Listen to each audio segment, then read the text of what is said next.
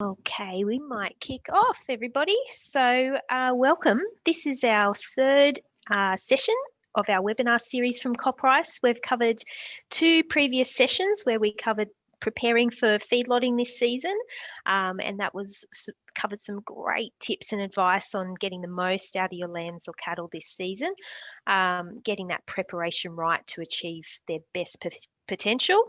We also had a second one which was all about the role of feed additives. So both of those are recorded and can be available on the Coprice website if you wanted to watch them on demand if you missed our first two in the series.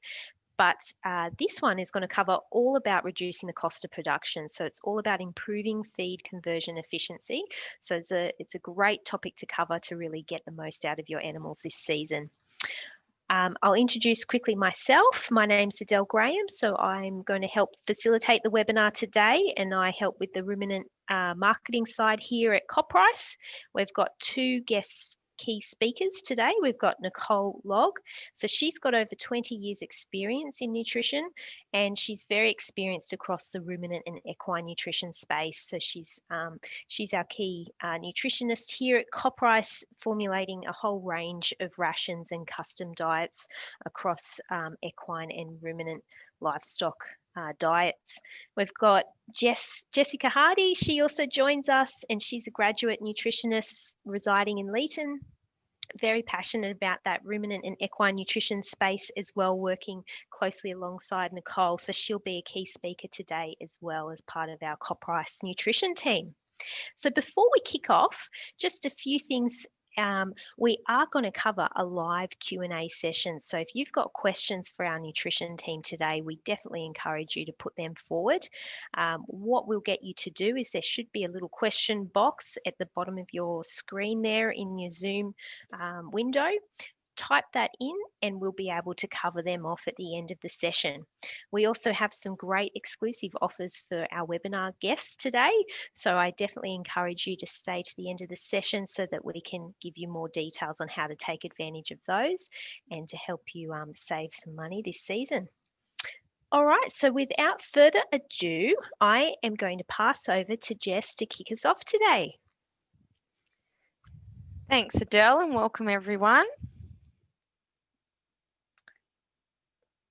So, in our last webinar, we discussed maximising the quantity sold, thus reducing our mortality rates and morbidity rates. Today, we're going to talk about the cost of production, what's involved and how we can lower our cost of production.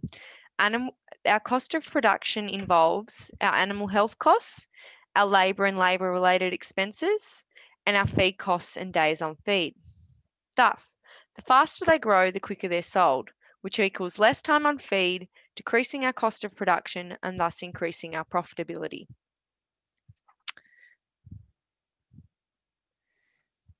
So, Nicole, the faster they grow, the quicker they're sold. What are some key areas we can consider to influence this? Thanks, Jess. Yeah, there's a few things we can consider.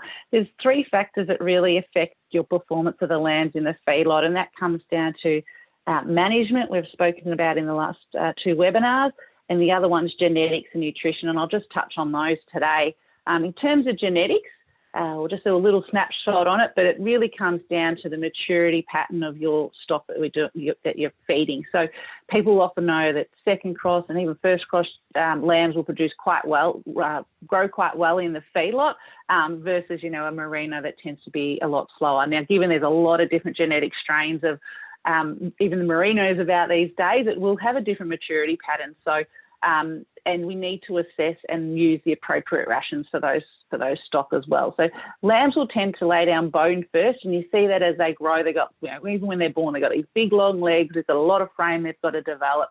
Then they'll start to develop their muscle, and in that final phase, they lay down extra fat and go into that conditioning phase. So what we want to make sure we do is supply the right protein at the right time. So lots of protein early on, and then as they get older, we can reduce their protein level, but still maintain that energy level to provide that fat cover. So When they come into the feedlot, protein is also really important to help their immune system as well. And we'll get a little bit more into protein later. But a typical feedlot mix, and what we want to sort of aim for, is that 16% crude protein and 12 megajoules of energy. And that'll meet the demands of a 38 kilo plus lamb coming into the feedlot. Any weights that are lighter than that, we might start to look at, on average, it all is, start to look at increasing the protein level, and suitably too, if you're growing out export lambs, there might maybe parts of the end of that finishing phase where we can reduce that protein too as they condition and have more fat cover coming over them. So it is important to consider the maturity type of your lamb coming in and making sure that we can give them the right and the best start to that feedlot system. And nutrition, this is really what we focus on here, obviously, and it comes down to the quality of your ration. So testing your feed, if you've got your own grain at home, often you'll get a protein test perhaps from the silos at harvest time, but it's also important if you're buying grain in to know what protein levels they're coming in at as well. So that way we can build the best ration to meet your lamb requirements as well. So if we don't know what we've got, it's hard to predict and know where we're headed, and making sure that we're giving them the right balance of feed, nutrients. And in terms of water, testing, if you've got bore water, it's really important to test your bore water as well. We want to make sure that we know what salt levels and mineral contents are in there. And I know the DPI in New South Wales has a feed testing lab and a water testing lab to help you with that, and a whole range of fact sheets to go with it. So water is still really important, and even if you don't have bore water, it's the quality of your water as well. So making sure those troughs are cleaned every couple of days, which I mentioned in our last session, but it is really important. And if it's dustier, daily if you can, or if you're seeing lots of spilt feed in the water troughs too. So if those lambs don't drink, they're not going to eat. So that's a really, really important start to getting those lambs going and keeping them going in the feedlot as well.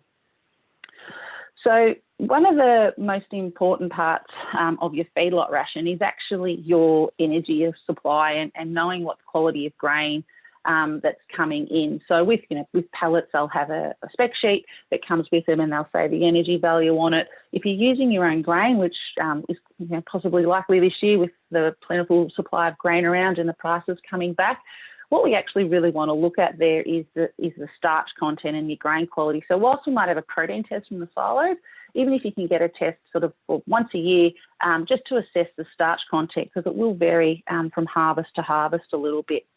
And it's really not only the starch content, but your screening content as well. So, you can't really expect a lamb that's consuming, F3 quality barley to perform like one that will produce, it is feeding F1 barley or bar one, they're calling it this year.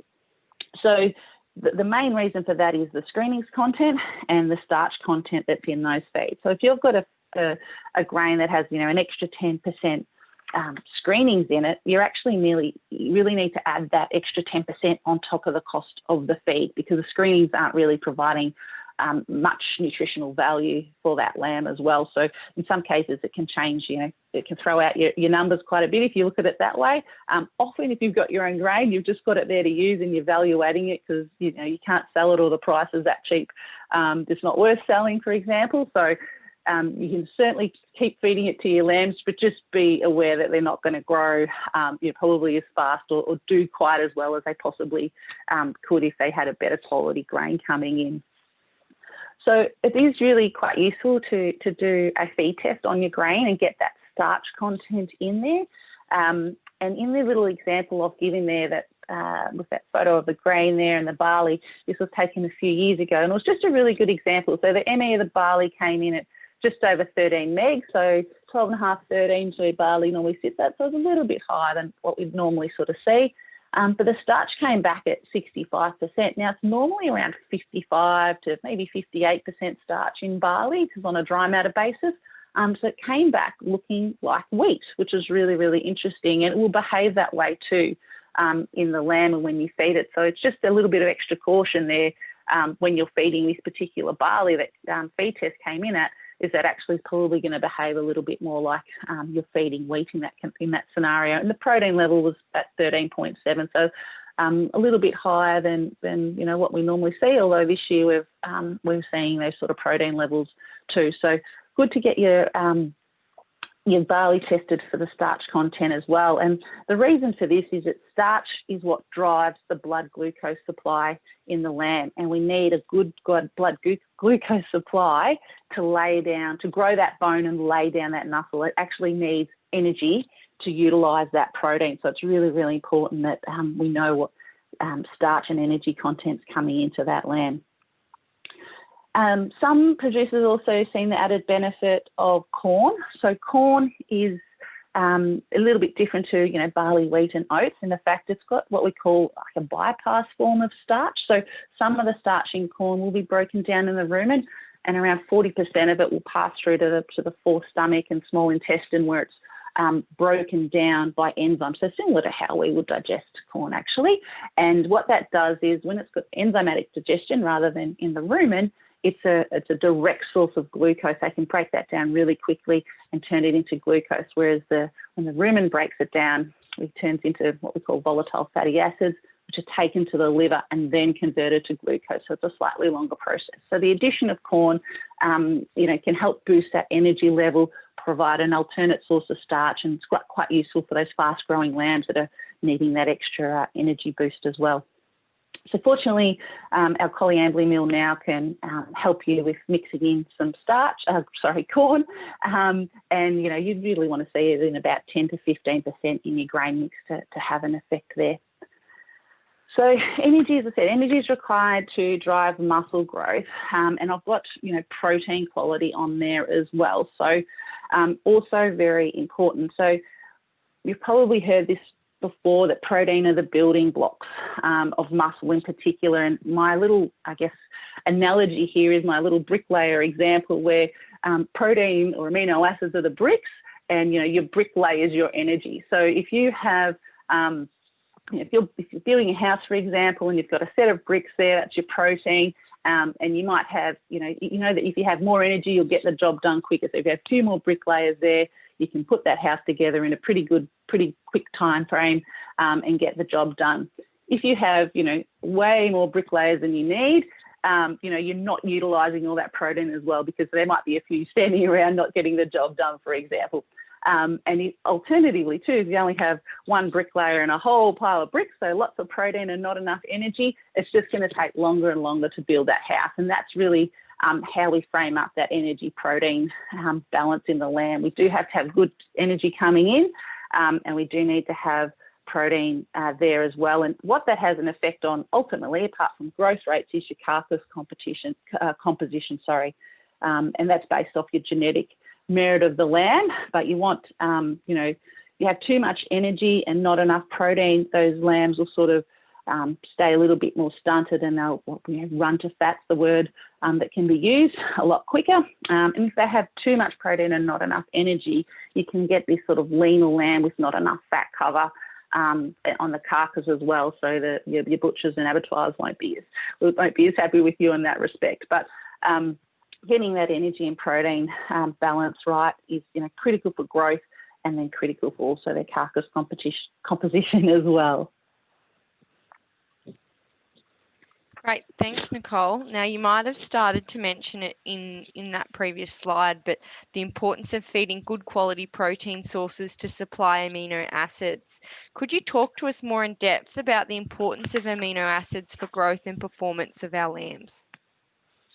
Yeah, so the amino acids are our little bricks, and in the table there, lyse and met refer to lysine and methionine, and they're what we call limiting amino acids. So the rumen bacteria can actually manufacture these for ruminants, which is really quite useful, but no other protein can sort of happen. No other protein building can happen unless we've got enough of this, lysine, methionine amino acids, and that's what comes from really good quality protein sources as well. So not only do the rumen microbes require, they require amino acids or lysine and methionine to grow and multiply, and at the end of their life cycle, they will pass through the system and be a source of protein to the animal as well. So really useful for those lambs growing, get that extra protein.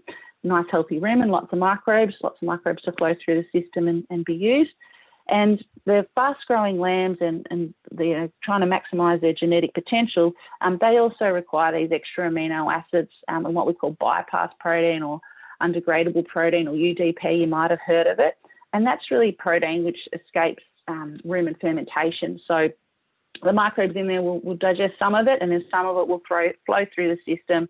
And similarly to, as I mentioned before, with the bypass starch, they'll hit that abomasum and small intestine and be broken down there and used as a protein source. So we're actually able to give them that extra boost of protein further down the gastrointestinal tract as well. So really good sources are things like canola meal and lupins, and even soybean meal was used in the drought when things were getting scarce. But on this little table here, it's got arrows going everywhere a little bit, but you can see that amino acid requirements. So lean tissues, your muscle, so you've got the lysine and methionine requirements are there, and relatively similar to what the rumen bacteria need as well. So fairly high requirements. So that's percentage of the actual crude protein total there, what we're referring to with those numbers. And in terms of feed supply, you can see that something like barley isn't really supplying a lot of amino acids. We kind of know that because we use it for energy rather than a protein source. But you can see there that it's quite it's less than half to meet their lysine requirements for the day. When you look at things like canola meal, and I've added in there lupins as well, very similar lysine and methionine values coming in, that they're a lot higher in lysine and methionine, and similarly for soybean meal, The ones I've crossed out, this is really old slide, the ones I've crossed out, there are things you're not supposed to feed to sheep anymore, things like meat and bone meal and that sort of thing. So I've just crossed them out. They're not to hide them or anything, but they're not to be used in feed rations any longer. So, but you can see that, good quality protein sources will have that better profile of lysine and methionine coming in as well. And cottonseed meal, when it's about, is pretty handy as well. It's not too bad from that side of it. Great, thanks, Nicole. So what you're saying is even if we have higher crude protein barley, we still require an additional good quality protein source with a higher amino acid profile? Yes, it really helps, particularly those lambs. If you want to get those lambs to get up and grow, we're going to have that good energy coming in from our good grains. We certainly need some good quality protein, such as the canola meal, lupins. Soybean meal tends to be a little expensive to come into the ration, but they're the most common ones coming in, and that supports the microbial the rumen microbes and microbial protein. So if there's more of those, you're going to get better digestion out of your feed, extraction of those nutrients out of the feed as well, and ultimately support, have that extra support for muscle development and growth in those fast-growing and early maturing type lambs. And, a sort of, I guess, a tip when you're looking at your feedlot ration, whether it's, pellets or grain, is to ensure that those canola meal, lupins, soybean meal even is listed in the ingredients. And I've spoken to quite a few farmers who aren't fully aware of what's in the feed that they're buying, and they've come to me with reduced performance as a result. And a couple of examples are protein sources that might be high in what we call RDP or rumen degradable protein and not supplying enough of the UDP. And that can lead to lots of high ammonia rates in the system. Or the other one is where urea has been added to lift the crude protein value. So, urea is really only supplying nitrogen to the system and no amino acids to meet those demands for growth. So while, a feed might look like it's the right protein level and it's cheap, that's probably a good indicator. It's possibly not the right type of protein that we want to see. And I often don't use any urea in any of our lamb feeds at all, because they just can't utilise it effectively in their system, and we're not getting any amino acids out of that as well. And ultimately that cheap protein source might be costing you more as those lambs spend a longer time in the feedlot, just trying to keep growing and trying to hit those market weights. Great. So now we know how to select good quality ingredients for our ration, but these are likely to cost more. How does a higher quality ration and a more costly reduce our cost of production?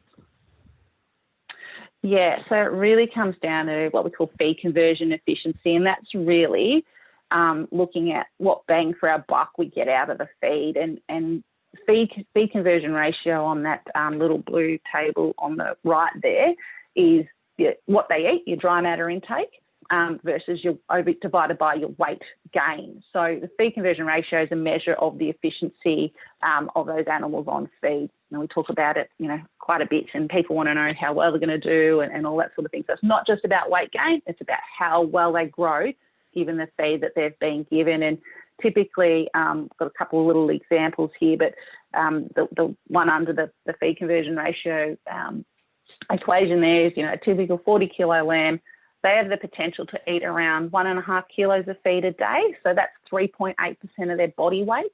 As lambs get bigger, their proportion of their body weight that they can consume decreases. So the smaller they are, the more that they will eat. And it all comes down to what we can fit into that 1.5 kilos a day. So if you fed them, for example, that in hay, they're not going to get enough energy and protein out of that to sustain growth rate. So we want a really energy dense, good quality protein, all of your additives in there to extract the most out of that feed in that 1.5 kilos. So we should expect them to do, good 300 grams a day, and that's a 5-to-1 conversion, which is pretty, that's a typical sort of response, and that's what we would want to see in a second or first cross lamb, for example, is that they're doing 5-to-1. Interestingly, in our vitamin buff trial work that we did, the average over the trial of dry matter intake was 1.7 kilos a day. So whilst they did actually eat a little bit more on average, because they obviously got bigger as they went through the feedlot as well.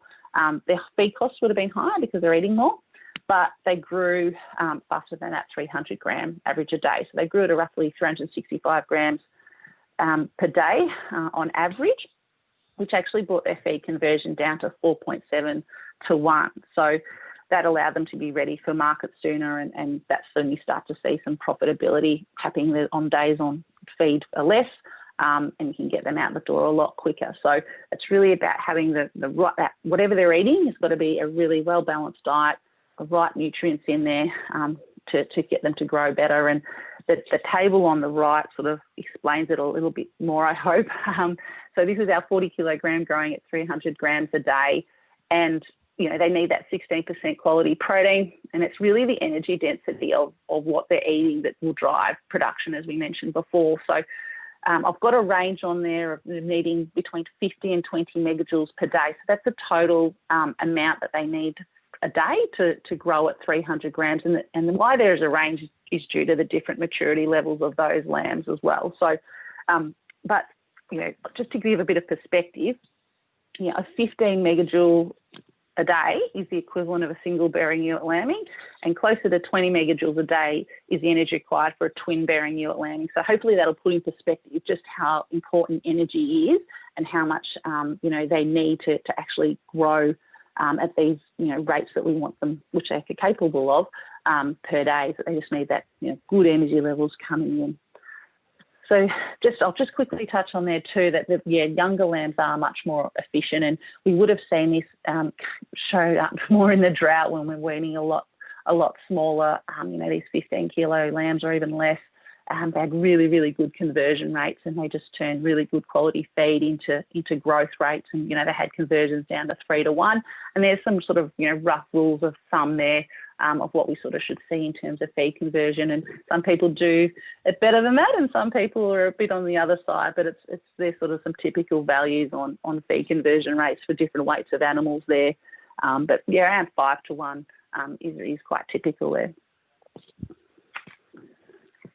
All right, so now we have a good quality ration and concentrate, which increases our feed costs. However, the lambs perform better with a lower feed conversion efficiency.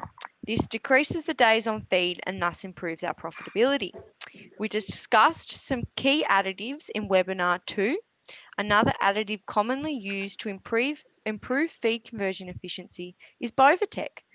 Can you discuss Bovatec's role in improving feed conversion efficiency, Nicole?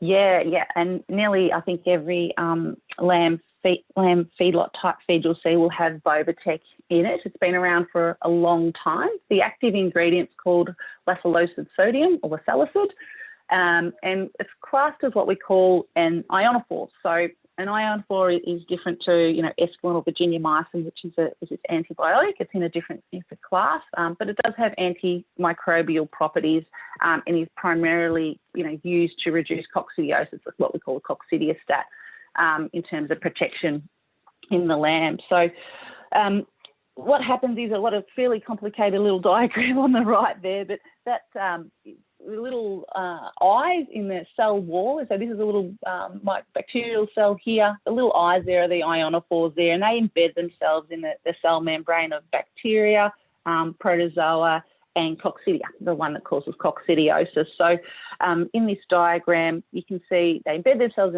in the cell wall. This cell's got its own little, lovely little balance of cations, which is that sodium, Na, potassium, K+, and hydrogen ion. So they've got their own little balance of that to keep them healthy. And what the ionophores do is they get in that cell wall and they basically pump in what the cell doesn't want. So more hydrogen ions, more sodium, and within those gradients, the net effect is that there's a lot of hydrogen ions in there, which changes the pH, the acidity of the cell. And that cell's got its own little pump there, ATPase pump. ATP is energy, so it uses the hydrogen to pump out, and as a result, it's using up its cellular energy in the process. So it's got its own pump to keep its balance, which is different to the outside of the cells.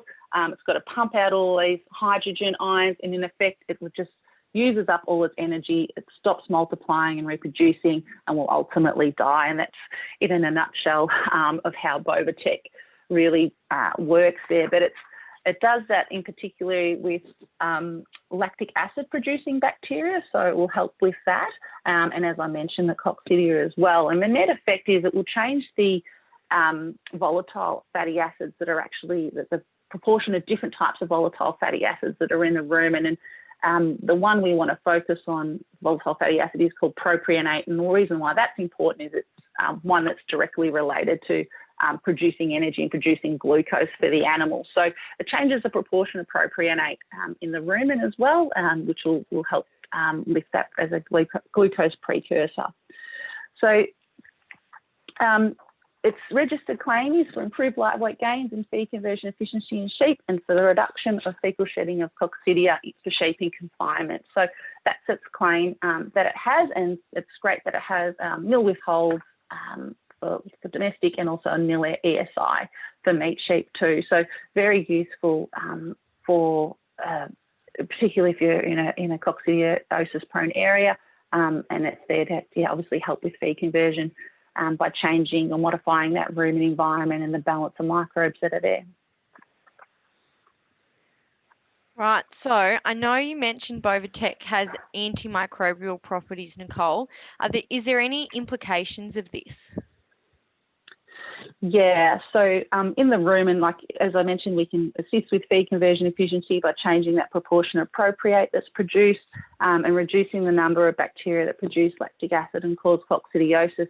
But they also affect another microbe called the rumen protozoa. And the rumen protozoa are actually pretty useful, and they can feed on bacteria and sugars and help maintain a stable rumen pH through moderating the starch digestion. So they will have an effect on some of these guys, but if you're in a coccidiosis prone area or had issues with it in the past, certainly make sure you've got Bovatec in the product, and on all of our standard our vitamin buff and our lamb finisher pellets at Coprice have Bovatec in them as well. So that's important to have in your system, particularly if you're in those areas. All right, so it's interesting that you mentioned that. We've also heard talk in the industry that farm assurance schemes are also looking to move away from ionophore use. Do we have any alternatives for Bovatec? Yeah, it's come up in the last few years that we're looking for ionophore free, not just strictly Bovatec, but ionophore medication free products that we're feeding our lambs. And there are a few different ones out there, and we do have an alternative product now for producers that want to look for that market. And what we do is, although it's not an anti-coccidiostat as such, we do help with more on the feed conversion side, and that's using what we call some plant extracts and different oil compounds that naturally have antimicrobial properties. And there's been a lot of research over many years actually on some of these compounds that we have, and it works by changing that rumen environment and stabilising the pH, matching up the energy, protein metabolism, and it's a really quite palatable feed flavouring that we want to use there. And I'll give you an idea of some of the components in there, and it probably make a little bit more sense. But a couple of them here is one called thiamol, which is from thyme and oregano. This is also contained in Listerine mouthwash for its antiseptic and antimicrobial properties. Eugenol is an oil from clove buds and nutmeg and cinnamon, which is also used as an antiseptic and an anaesthetic in dentistry.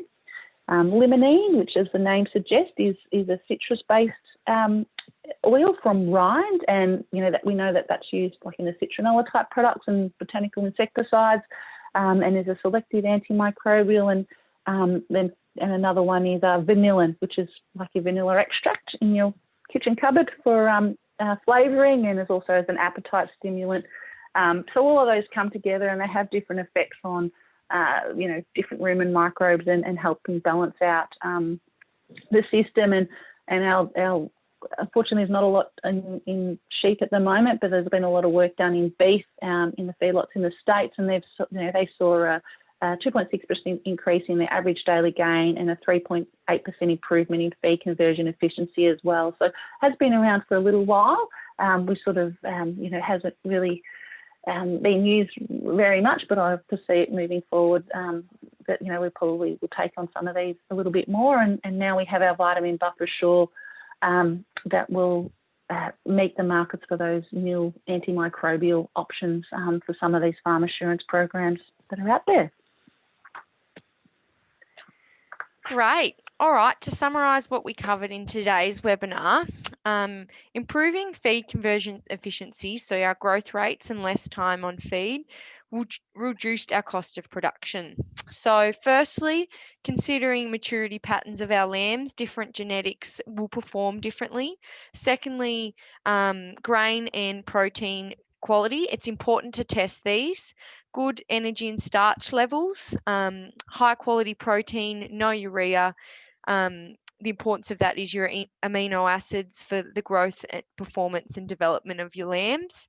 And then also it's really important to balance the energy and protein to meet those requirements. And we're more than welcome to be available, and if anyone has questions or grain that they want, that they've got tested and they just want to balance their ration, we're more than happy to assist with any of that.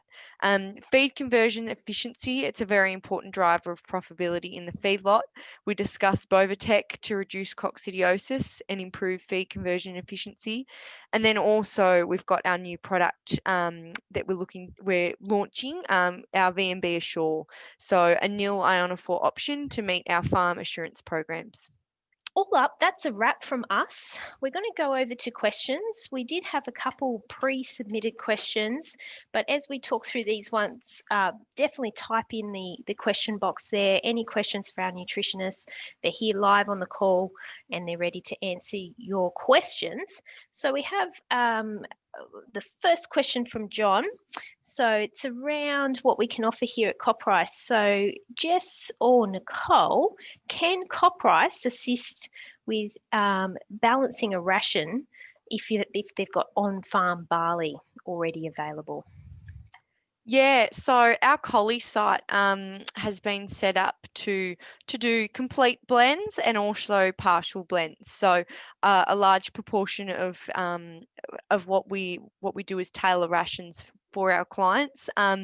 So if they've got, when they're harvesting and getting their barley off and getting their grain tested at the sample stand, when they're taking it in for receival, or they're retaining some for themselves, they can get their barley protein tested there, or they're buying in grain, and they usually get a sample tested, and we can, once you've got that and you know your protein percentage, we can then balance a partial blend with our vitamin buff and also some lupins.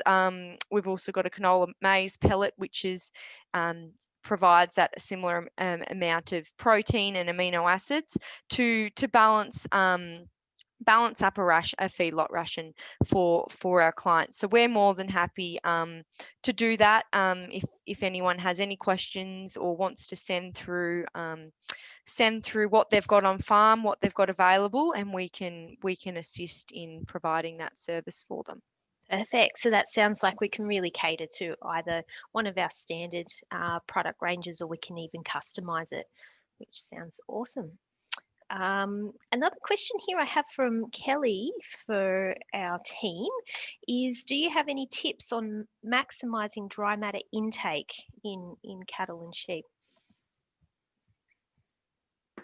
Yeah, what it comes down to is the fibre component of the diet, or the NDF in particular, which is the bulkiness of the feed. So to try and maximise that, we need to sort of hit an NDF around 35 to 40% of your total ration there. So it's really just making sure we've got an energy dense ration, but enough roughage to keep that rumen health.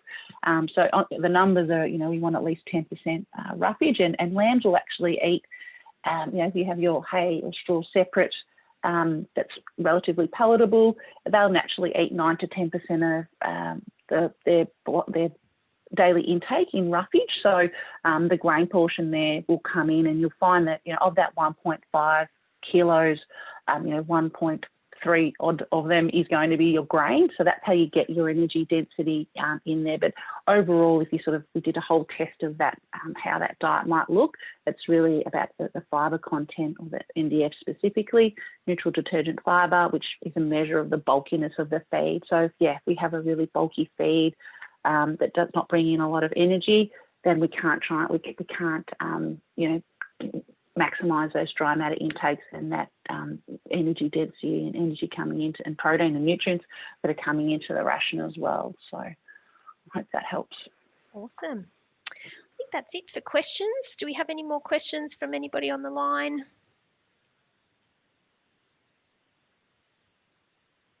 I think that's a wrap. Thank you everybody for joining us. We're concluding now our series of 3 webinars, and this will be available online, so make sure that you jump on if you've missed it, and we'll be posting it up on our website for later viewing on demand. Thank you everybody, and thanks for joining our series this year. We've had a great time presenting it to you, and we hope that you've learned a lot from our team here. And for everybody that's on the line, we wish you a very safe and Merry Christmas ahead. Thanks everybody.